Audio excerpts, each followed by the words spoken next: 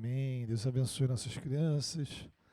Vamos abrir a palavra, queridos, no livro do Apocalipse, capítulo 18. Apocalipse 18.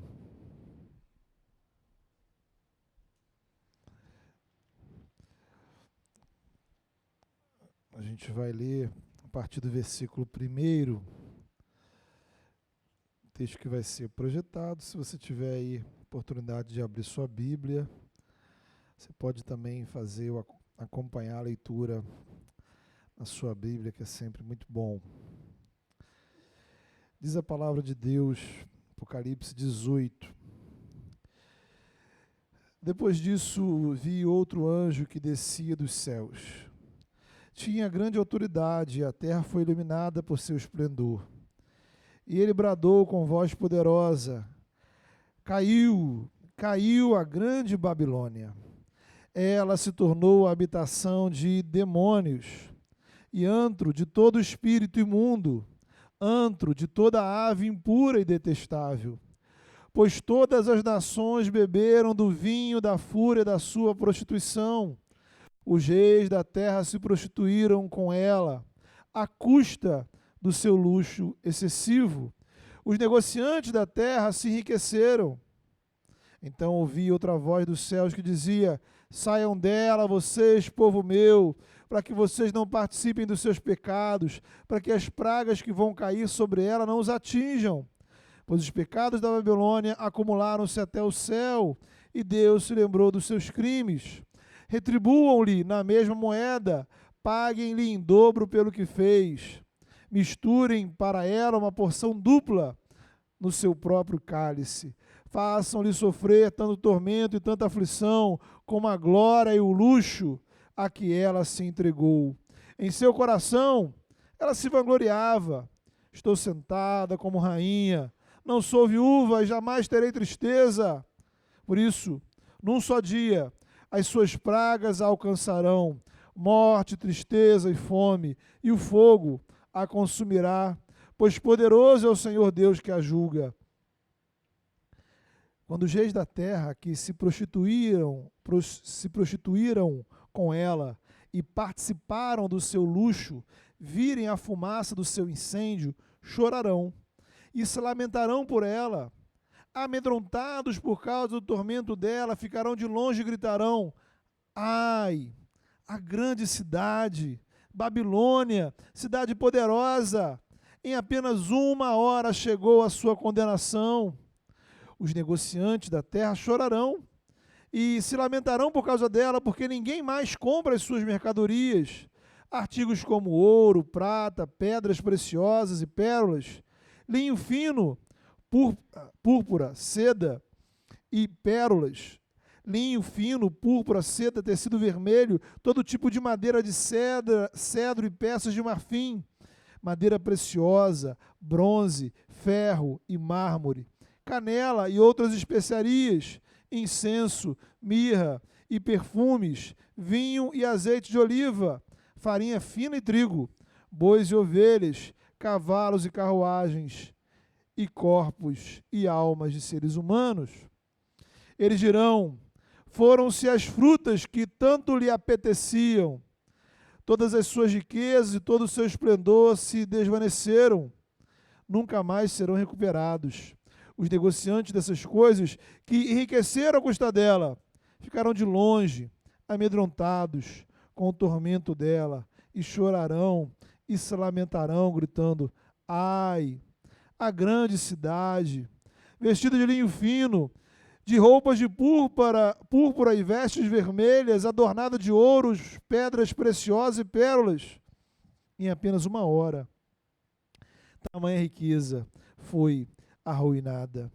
Todos os pilotos, todos os passageiros e marinheiros dos navios e todos os que ganham a vida no mar ficarão de longe. Ao verem a fumaça do incêndio dela, exclamarão: Que outra cidade jamais se igualou a esta grande cidade? Lançarão pó sobre a cabeça e, lamentando-se e chorando, gritarão: Ai, a grande cidade! Graças à sua riqueza, nela prosperaram todos os que tinham navios no mar. Em apenas uma hora, ela ficou em ruínas. Celebrem o que se deu com ela, ó céus. Celebrem, ó santos, apóstolos e profetas. Deus a julgou, retribuindo-lhe o que ela fez a vocês. Então, um anjo poderoso levantou uma pedra do tamanho de uma grande pedra de moinho, lançou ao mar e disse, com igual violência, será lançada por terra a grande cidade de Babilônia, para nunca mais ser encontrada. Nunca mais se ouvirá em seu meio o som dos arpistas, dos músicos, dos flautistas e dos tocadores de trombeta. Nunca mais se achará dentro de seus muros artífice algum, de qualquer profissão. Nunca mais se ouvirá em seu meio o ruído de pedras de moinho. Nunca mais brilhará dentro de seus muros a luz da candeia. Nunca mais se ouvirá ali a voz do noivo e da noiva. Seus mercadores eram os grandes do mundo. Todas as nações foram seduzidas por suas feitiçarias. Nela foi encontrado sangue de profetas e de santos, e de todos os que foram assassinados na terra. Amém.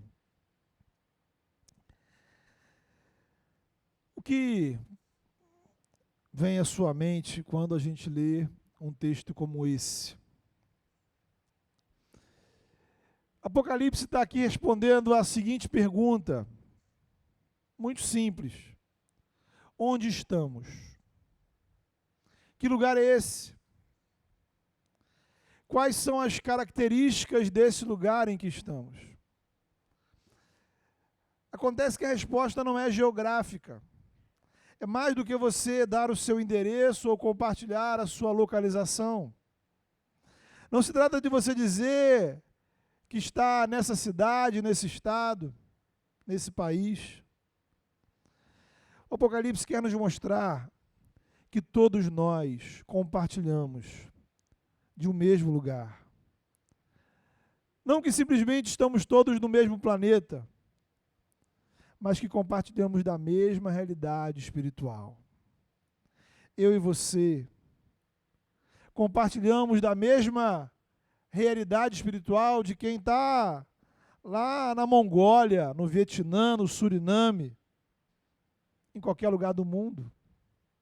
O Apocalipse vai chamar essa realidade de Babilônia.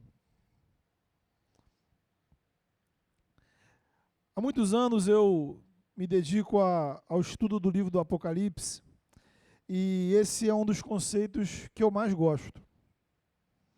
O conceito da Babilônia, que significa um sistema espiritual presente em todas as áreas do mundo. É um sistema pecaminoso, influenciado por forças malignas. Sabe, é muito comum a gente ouvir discursos políticos sobre a necessidade de a gente lutar contra o sistema. Há livros, filmes e séries, movimentos de guerra e evolução contra o sistema. O Apocalipse é um livro totalmente contra o sistema. Só que ele parte de uma perspectiva diferente. E uma das diferenças é que na cultura geralmente acredita-se que existe alguém por detrás do sistema. Uma pessoa muito poderosa, um grupo de pessoas, uma empresa, um governo, uma instituição, ou até mesmo uma tecnologia, uma máquina. E aí, na perspectiva da cultura, lutar contra o sistema é lutar contra esses. Se a gente conseguir vencer, mudamos o sistema. O Apocalipse vai nos dizer que essa é uma das ilusões que o sistema produz em nós. Por detrás da Babilônia não existe alguém específico. A Babilônia é um sistema de pecado, movido por forças malignas, que está entranhado em todas as partes da realidade. Há algum tempo a gente vê a sociedade falar de problemas estruturais.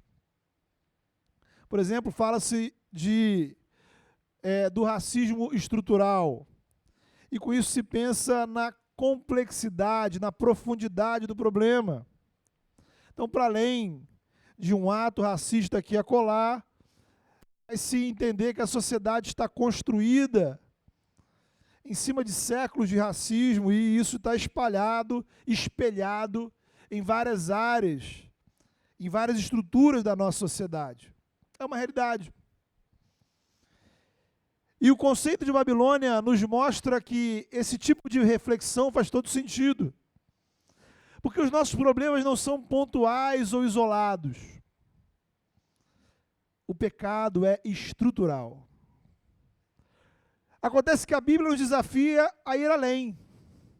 Não apenas pensar este ou aquele problema estrutural.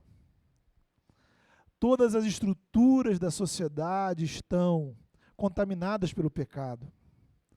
Então é muito difícil, por exemplo, você entrar numa conversa para tentar resolver todos os problemas relacionados à sexualidade, ou à violência, ou à dependência química, ou à corrupção, ao egoísmo. Repare, a Babilônia é democrática. É a democracia do pecado. O texto diz que todos beberam do vinho da Babilônia, todos se prostituíram com ela. E é nesse ponto que as ideologias religiosas e políticas fracassam. Nos é vendida a seguinte ilusão: precisamos derrotar aquele grupo, seja ele quem for. São eles que controlam a Babilônia. Se tirarmos eles, teríamos um mundo melhor. E aí você é cooptado por essa luta, por essa guerra. E você se empenha, se dedica, se doa. Porque agora você acha que sabe quem são os seus inimigos. Resultado desse processo é que você se frustra de duas maneiras. Por um lado, os anos vão passando e você,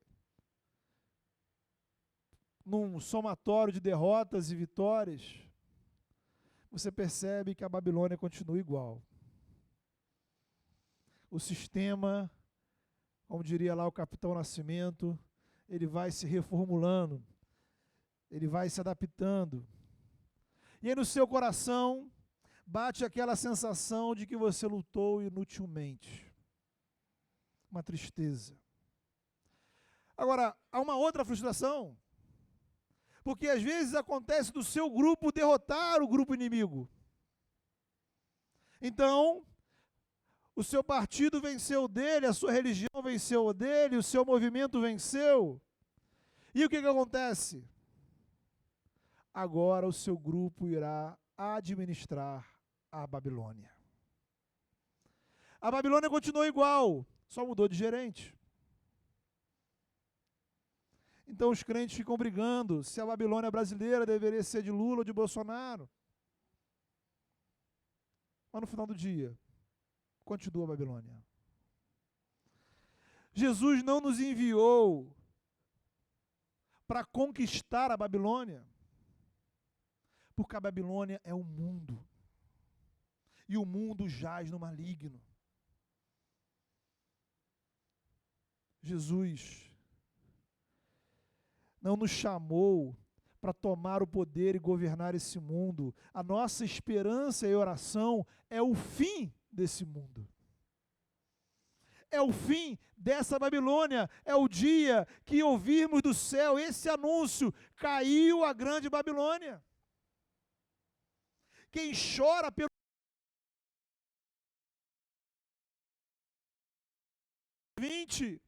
a alegria dos céus, a alegria do povo de Deus, é que a Babilônia acabe.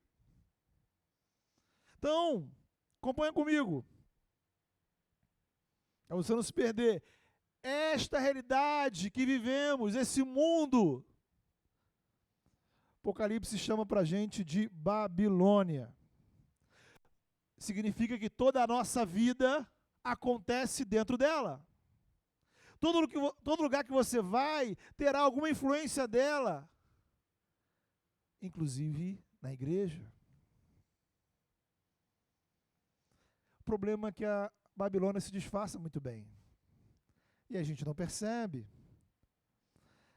Uma boa ilustração dessa situação é o período da pandemia. Então, sabíamos que o vírus estava por toda parte, mas era invisível.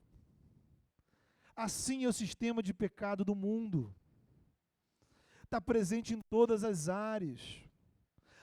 Não apenas nos grandes pecados, naqueles mais feios, mais falados. Sutilmente, a Babilônia corrói a sua comunhão com Deus. Então eu preciso ter clareza que a minha esperança não está em nenhum projeto político ou religioso de destruição da Babilônia. Não será a igreja que vai destruir a Babilônia. O fim da Babilônia vem do céu. A nova Jerusalém, que substitui a Babilônia, desce do céu.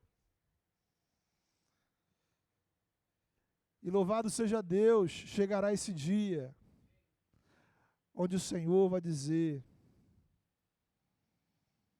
eis que faço novas todas as coisas. E a morte, o pecado, a dor, o sofrimento, a Babilônia já não mais existirá. Mas até lá, convivemos com ela, precisamos estar nela sem deixar que ela nos destrua. Jesus orou: Senhor, eu peço que o Senhor não os tire do mundo, mas os livre do mal. Mal ali é mal com L, é mal do maligno. Então não os tire do mundo, não os tire da Babilônia, mas os livre de quê? Das armadilhas malignas, pecaminosas da Babilônia. E aí a gente vê o versículo 4, que você vai entender agora, quando o texto nos exorta: saiam dela. Mas como é que é possível sair de algo que está em todo lugar? Aí a gente faz uma comparação com o texto famoso de Jeremias 29, que diz lá: assim diz o Senhor, o Deus de Israel, a todos os exilados que eu deportei para a Babilônia. Construam casas, habitem nelas, plantem jardins, comam seus frutos, casem-se, tenham filhos, busquem a prosperidade da cidade para a qual eu os deportei e orem por ela ao Senhor, porque a prosperidade de vocês depende da prosperidade delas. Busque a paz da cidade para onde os coloquei. Busquem o shalom de Deus nessa cidade. Então, olha que interessante. Jeremias 29 diz para você ficar na Babilônia, orar por ela, abençoá-la.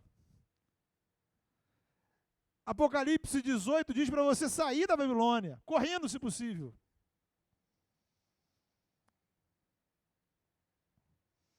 Então é para ficar ou para sair?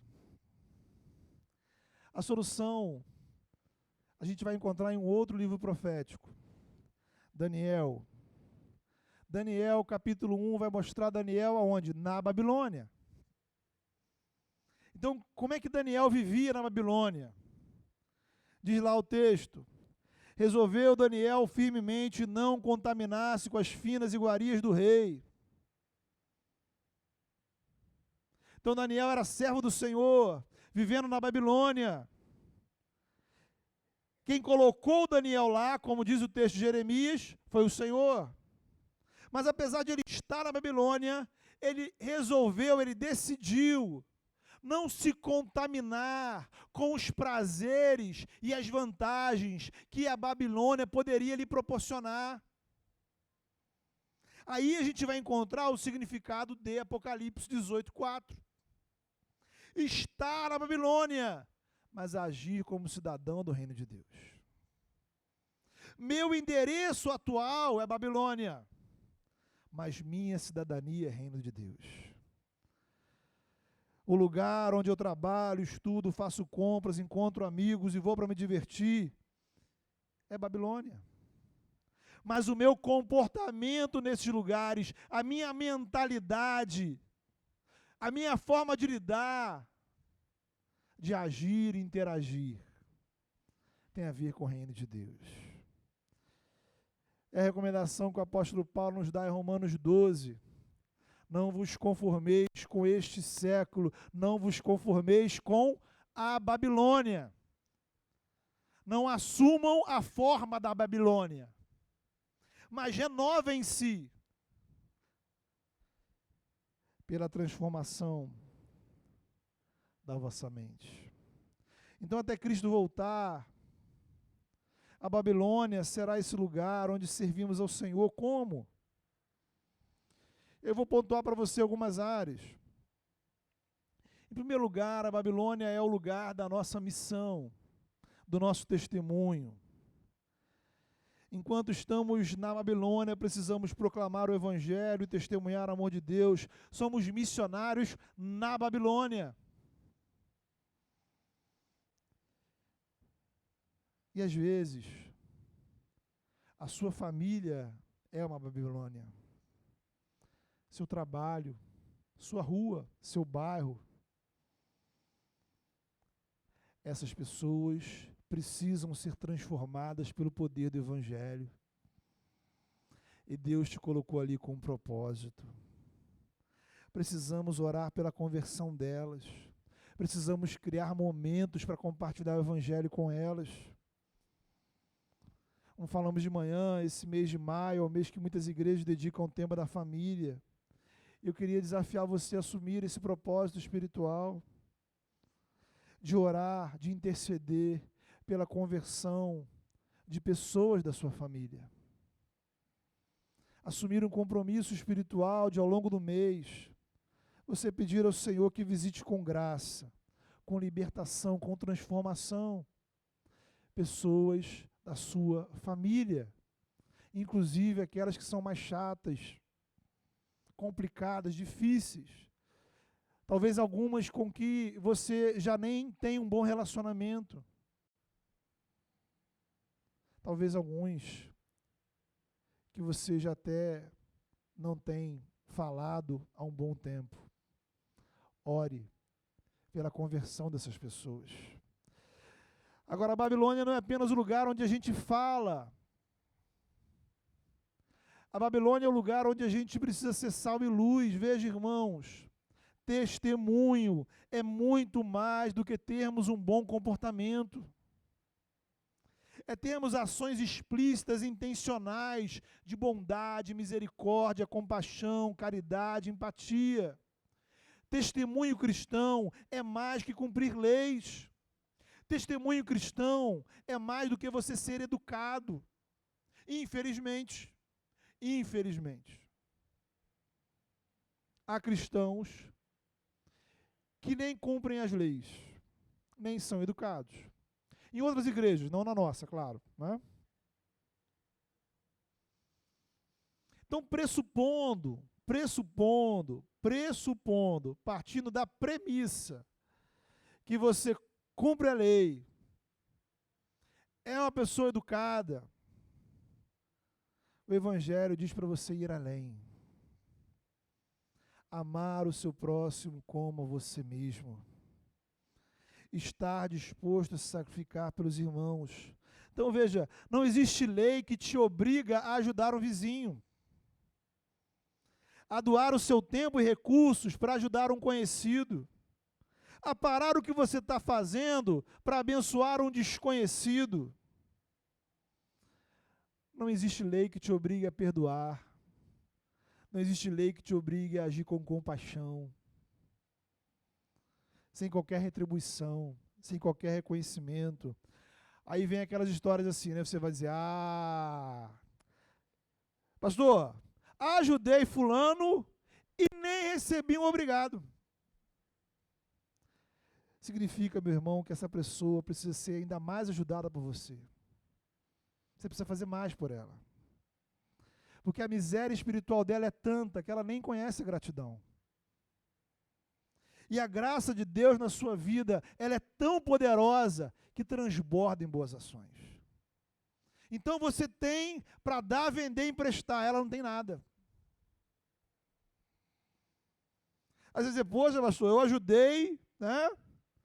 E aí na hora que eu precisei, a pessoa não foi me ajudar não.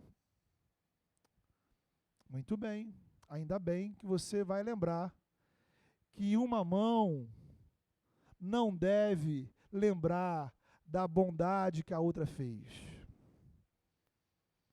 Se a mão tem que esquecer, quanto mais seu coração. Então ensina para suas mãos. É um exercício bom, senhor. Mãozinha. Esquece. Esquece. Esquece. Sua mão está te lembrando de muitas coisas que não deveria. Boa conversa para você ter quando chegar em casa. Com as suas mãos. É o que Jeremias 29 nos ensina. O povo de Israel não queria estar na Babilônia. Talvez você não queira viver onde você mora. Talvez como o povo de Israel você ache que o lugar onde você mora é o pior lugar do mundo. A família que você tem é o pior lugar, é a pior família que possa existir.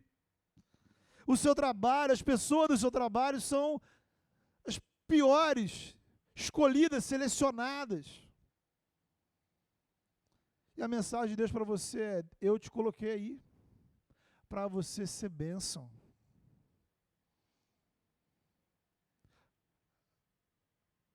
Não será para sempre.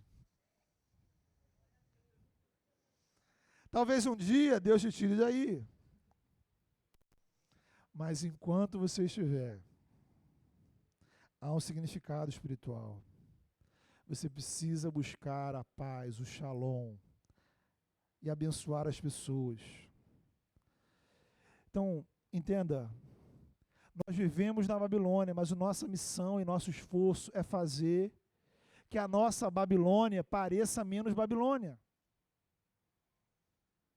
Embora nunca a gente vai transformar a Babilônia em céu, mas na medida que nós somos habitantes do céu, moradores do céu, cidadãos do céu, o nosso papel é viver aqui como moradores de lá.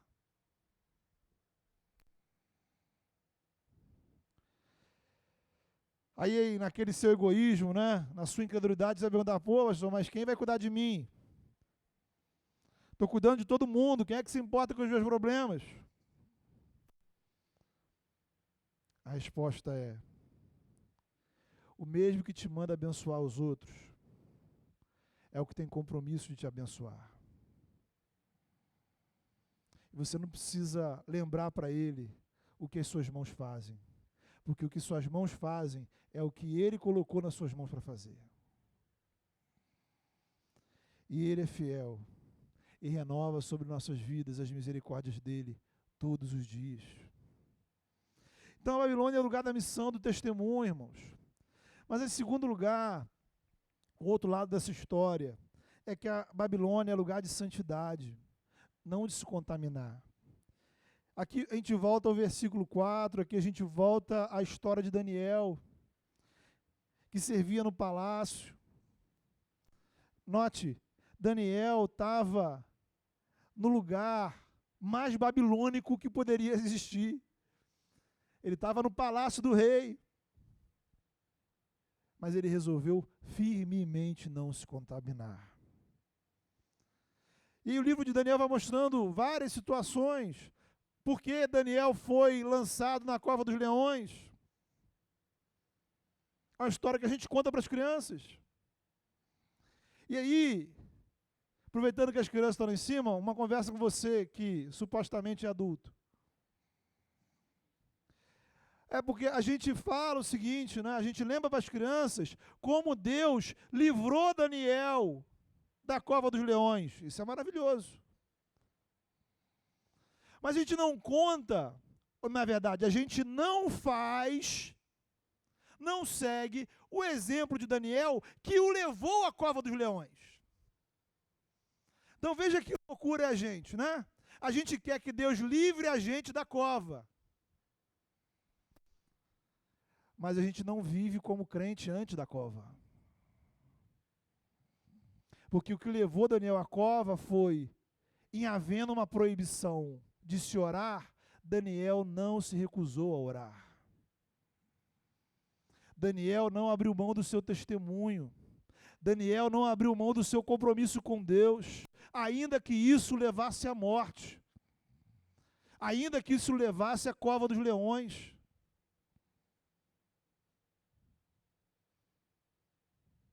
Será que a gente tem aberto mão dos nossos compromissos com Deus?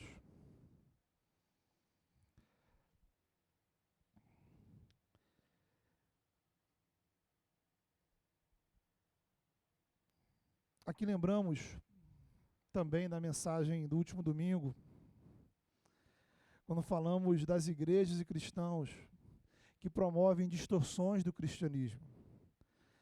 Falamos semana passada de que uma dessas distorções é o chamado cristianismo só de festa. Então é a galera que acha, né, ou que não percebe que a gente está no meio de uma grande Babilônia. Então é como se o cristianismo fosse um grande carnaval fora de época. Ah, eu amo Jesus e curtir a vida. Então a alegria da igreja, a alegria do mundo, as bênçãos de Deus, os prazeres do diabo. E a gente vai vivendo essa facilidade. E aí, irmãos, a gente deixa de perceber uma coisa muito importante. A estratégia da Babilônia para nos destruir é a sedução. Então, eu falei muita coisa importante até agora, mas se você guardasse só isso que eu vou falar agora, para mim já estou satisfeito. Os cristãos falam muito em perseguição, mas pouco em sedução. A gente tem uma certa obsessão pelo tema da perseguição.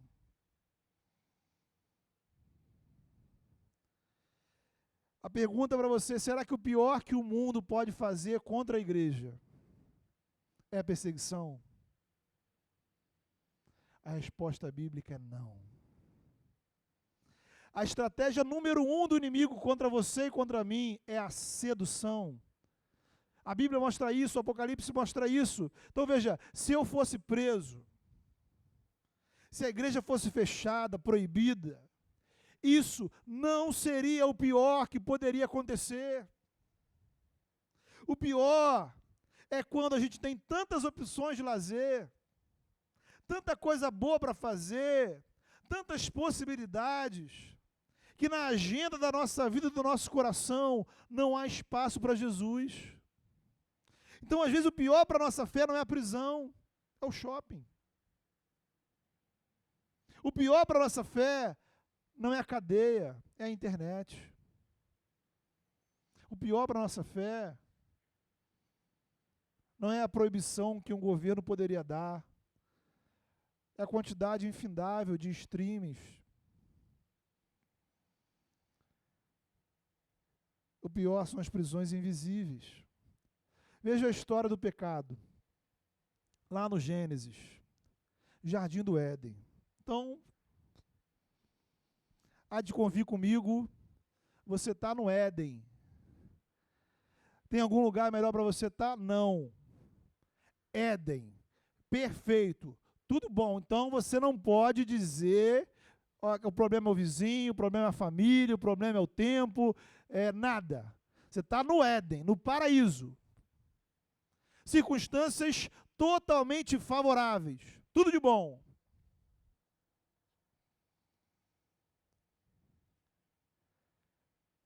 Gênesis 3:6. Vendo a mulher que a árvore era boa para se comer, agradável aos olhos e desejável para dar entendimento, tomou-lhe do fruto e comeu, e deu também ao marido, e ele comeu. Sedução. Eva achou que a árvore era boa, agradável, seu fruto desejável. Então agora corta para Apocalipse aqui 18. Versículo 16. Como é que aparece a Babilônia? vestida de linho fino, roupas de púrpura, vestes vermelhas, adornada de ouro, pedras preciosas e pérolas. Queridos, Babilônia é linda. Babilônia é luxo. Aliás, a palavra luxo aparece 2 vezes aí, versículo 3 e 7. A Babilônia é conforto, a Babilônia te faz sentir bem. Versículo 22 nos fala dos músicos da Babilônia. Babilônia tem festa, diversão, boa música. E principalmente, todo o capítulo 18 vai mostrar para a gente, Babilônia produz riqueza. O sistema da Babilônia é ótimo para a economia. Então, para você que acha que a economia é a coisa mais importante para a sociedade, saiba que o pecado faz muito bem para a economia. Se prosperidade fosse o único parâmetro pelo qual devemos analisar a sociedade, a Babilônia é um exemplo, é um lugar de riquezas, prosperidade. Aí, a gente lembra de quando o diabo tentou Jesus. Você se recorda da terceira tentação? Está narrada lá em Mateus capítulo 4. Eu vou te ajudar. O texto vai dizer assim: o diabo levou Jesus a um monte muito alto e mostrou-lhe todos os reinos do mundo e o seu esplendor. E disse assim: Jesus, eu te darei tudo se você se prostrar e me adorar. O diabo ofereceu a Jesus a Babilônia. Veja, o diabo não ameaçou Jesus com sofrimento. Ele tentou Jesus com o luxo, o prazer, o conforto da Babilônia. Na verdade, deixa eu contar uma coisa para você. O que o diabo queria fazer é que Jesus evitasse o sofrimento. O que o diabo queria fazer é que Jesus não seguisse o caminho da cruz, que era o caminho da vontade de Deus para a vida dele. Primeira carta de João, capítulo 2, versículo 16, vai dizer assim: não amem o mundo, pois o que há no mundo, os desejos do corpo, os desejos dos olhos, a ostentação dos bens materiais, não provém do Pai, mas do mundo. Então, queridos, a Babilônia é uma estrutura montada para a sua satisfação. É o templo do nosso egoísmo. E cada vez mais o mundo se especializa em satisfazer nossas vontades. O que você quer, a Babilônia te oferece. E a gente vai se deixando seduzir. E vai sendo preso. E aí chega um ponto que você se sente dependente dela. Ela te seduziu, te conquistou, te dominou, agora te controla. E nesse processo a sua comunhão com Deus já foi para o ralo. Você até vai para a igreja, tem algumas rotinas, mas você é um servo, uma serva da Babilônia. Só que ao mesmo tempo você sabe que a Babilônia não te satisfaz, o vazio continua. Você tem tudo menos comunhão com Deus. A Babilônia consome a sua alma. O texto é claro. A relação que a Babilônia nos oferece é de prostituição. Você é um cliente.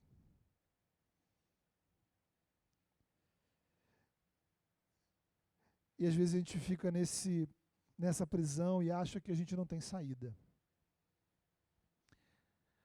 A boa notícia do Evangelho para todos nós é que se Jesus nos libertar, verdadeiramente seremos livres. Não importa o tamanho da sua prisão, a liberdade em Cristo para a sua vida. Lembre-se, Babilônia não é invencível, na verdade, ela já foi derrotada.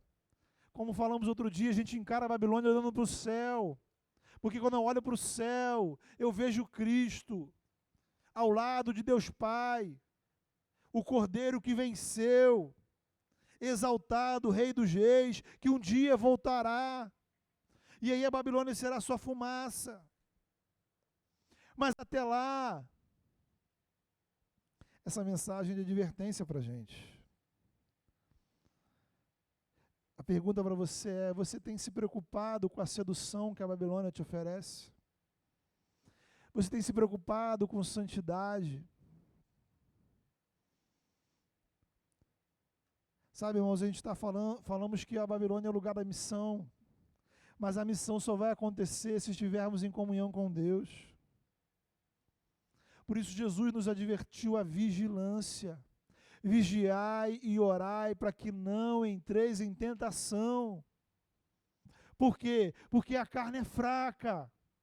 Ou seja, a carne é suscetível aos prazeres, às satisfações que a Babilônia oferece.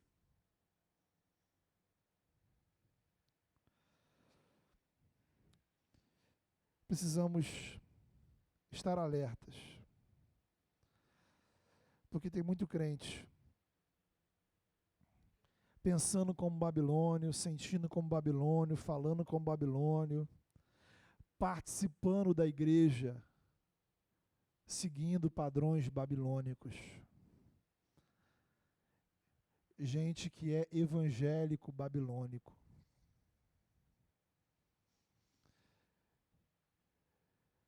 Por isso, irmãos, as disciplinas espirituais não se resumem ao que fazer.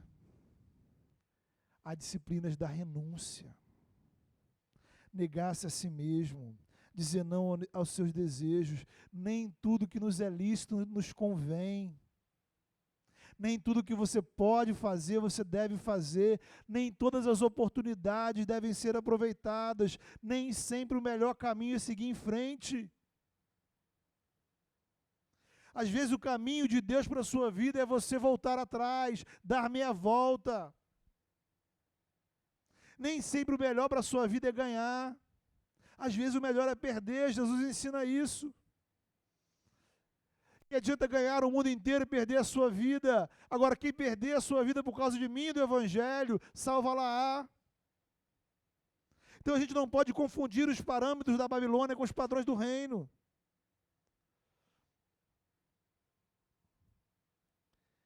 Então, para a gente terminar, há 3 formas básicas da gente encarar a Babilônia. A primeira delas é a gente achar que tanto faz, a gente se acomoda, né? Então a gente é igreja cristão adaptado à Babilônia. Todo mundo faz assim. Segunda alternativa é o isolamento.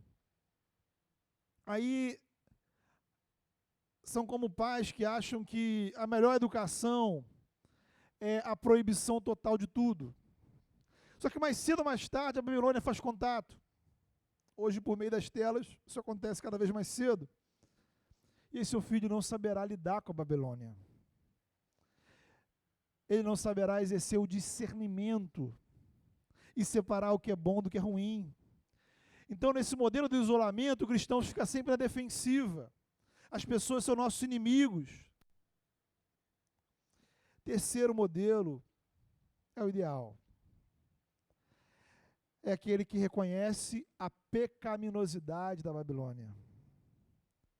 Sabe que um dia Deus dará fim nela, mas entende que até lá temos um propósito a cumprir. E esse propósito é duplo: missão e santidade. Por um lado, relacionamento sério com Deus. Por outro, testemunho do Evangelho. Por um lado, renunciar o pecado. Por outro, demonstrar a graça de Deus. Por um lado, praticar com fidelidade as disciplinas espirituais. Por outro, compromisso com o reino de Deus em qualquer lugar que você esteja. É o modelo da noiva. Apocalipse 18 nos fala da Babilônia, a prostituta. Apocalipse 19 nos fala da noiva, a igreja de Cristo. O padrão da noiva, aliás, o padrão da Babilônia é satisfazer todos os seus desejos, desde que você pague o preço. No padrão da noiva, Cristo pagou o preço para vivermos, para agradar a Deus. Na Babilônia você é usado e descartado. na noiva, Deus perdoa seus pecados e te recebe como filho. E aí, eu termino, aproveitando aí o gancho do retiro das mulheres, e te perguntando, se você está em Cristo, Deus te vê como noiva. A pergunta é, você tem vivido como noiva? Ou será que nós temos nos prostituído com a Babilônia desse mundo? Feche seus olhos, vamos orar. Peça ao Senhor graça.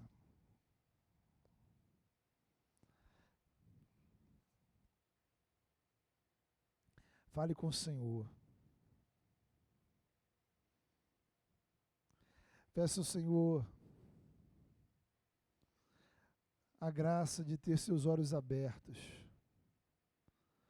para você ter discernimento espiritual das realidades espirituais da sua vida. Peça ao Senhor que abra os seus olhos e coloque no seu coração o discernimento, a direção de tudo aquilo que você precisa abrir mão, renunciar, tirar da sua vida.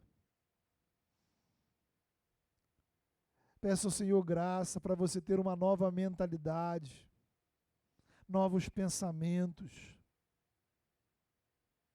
novos sentimentos e novas atitudes. Peça ao Senhor graça para que você se incomode com o pecado.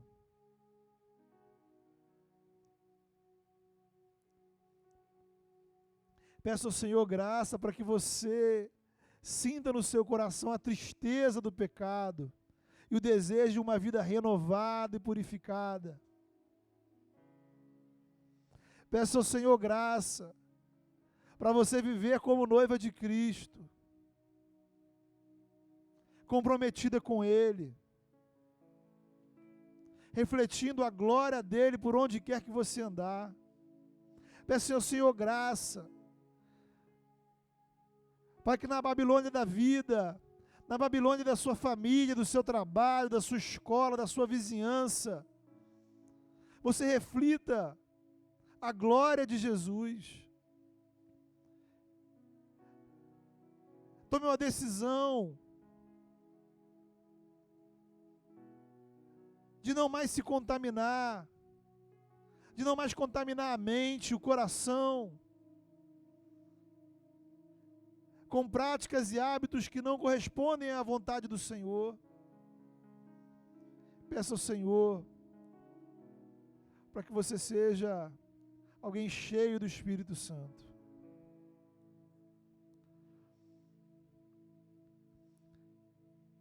Senhor, em nome de Jesus, eu peço a Tua graça, Senhor. Abre os nossos olhos. Abre os olhos do nosso coração, os olhos do nosso entendimento, para discernirmos a realidade espiritual que estamos vivendo, Senhor. Não permita, Senhor, que andemos desatentos, porque na desatenção estamos sendo seduzidos, e na sedução estamos nos afastando do Senhor.